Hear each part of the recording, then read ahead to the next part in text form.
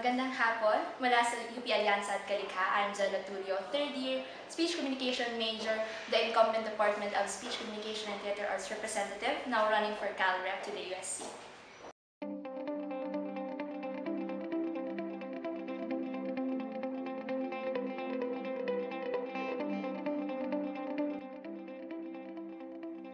Una sa lahat, of course, tayo naman lahat dito sa UP, tayo sa Alianza sa Kalikha, sa kahit anumang partido. Malaki yung pagtutol natin sa pagtapak ng karapatan, ng welfare, ng rights ng kahit sino mang mamamayan ng Pilipinas, lalong-lalo na ngayon yung indigenous people natin na sobrang naaabuso. Para sa akin, napakalaking bagay na magkaroon ng maraming batas na magsisiguro na mapoprotektahan yung karapatan nila. Dahil hindi lang dahil nasa malayong lugar sila, hindi mo na pagtutuunan ng pansin. Kasi basic rights pa lang nila, needs, hindi na nabigyan ng pagpapahalaga, paano pa yung protection. So, dapat magkaroon pa ng accountability on the part of the government, magkaroon ng security talaga pagdating sa mga gantong issue para sa mga lumad, para sa other members of the indigenous people, para sa community nila.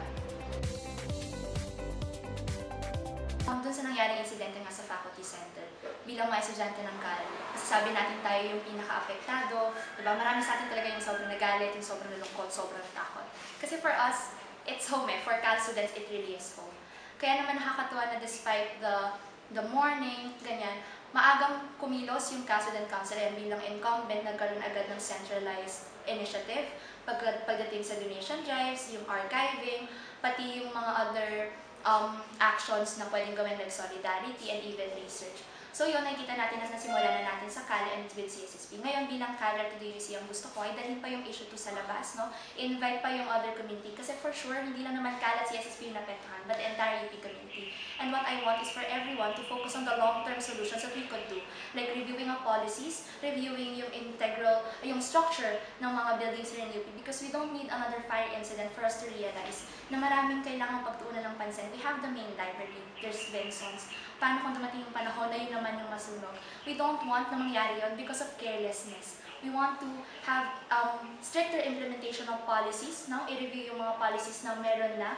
Of course, accountability on the part of the administration. Kasi for 50 years, nakatayo yung MC. So, dapat magkaroon ng review para sa mga policies that we have right now para maiwasan yung mga ganang insidente for long-term solution.